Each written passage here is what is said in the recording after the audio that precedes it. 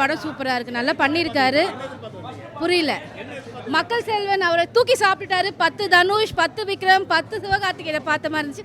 நல்லா இருக்கு படம். ஆக்ஷன் சீக்வன்ஸ் ஒன்றுமே தரமாக இருந்தது. அதிரடியான படம், சூப்பராக இருக்குது, எல்லாருமே பார்க்கலாம். ஃபீனிக்ஸ் படம் பார்த்தேண்ணா, நல்லா சூப்பராக நடிச்சுக்கிறாருண்ணா சூர்யா சேதுபதி. ஃபஸ்ட்டு படம் மாதிரியே சொல்ல முடியல, நல்லா வேறு லெவலில் நடிச்சுக்கிறாரு. அதே மாதிரி டைரக்டர் அனலர்ஸ் பார்த்தீங்களா, அவருக்கு இதுதான் டைரக்ஷனில் ஃபஸ்ட்டு படம். அவரும் நல்லா டைரக்ஷன் பண்ணிக்கிறார், ஃபைட் மாஸ்டராக ஒர்க் பண்ணிக்கிறாரு. அவரோட ஃபைட்லாம் நான் பார்த்துருக்குறேன். இதில் வந்து பார்த்தீங்களா டைரக்ஷன் பண்ணிக்கிறார். படம் சூப்பராக இருக்குண்ணா. ஒரு ஃபைட்டெல்லாம் அனல் பறக்கிற மாதிரி வேறு லெவல் பண்ணிக்கிறாருண்ணா. நான் இந்த படத்தோட ஷூட்டிங் போயிருந்தேன், ஒரு 2 நாள் போயிருந்தேன். அப்போ நல்லா பார்த்தீங்களா அவர் ஒரு ஃபைட் மாஸ்டர்னே சொல்ல முடியல, அந்த அளவுக்கு நல்லா டைரக்ஷன்லாம் எடுத்தாருண்ணா. சூப்பராக இருந்ததுண்ணா.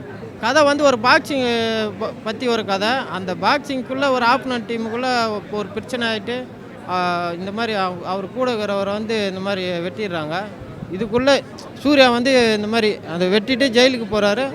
அங்கே வந்து பசங்க வந்து கூட நட்பு கேடா முடியுன்ற மாதிரி அங்கே பசங்க எல்லாம் ஜெயிலில் பசங்களாம் ஃப்ரெண்ட் ஆகிட்டு அப்புறம் லாஸ்ட்டாக ரொம்ப ஐட்டக்காரனாக ஆயிடுறாரு சூர்யா, விஜய் சேதுபதி பையன்.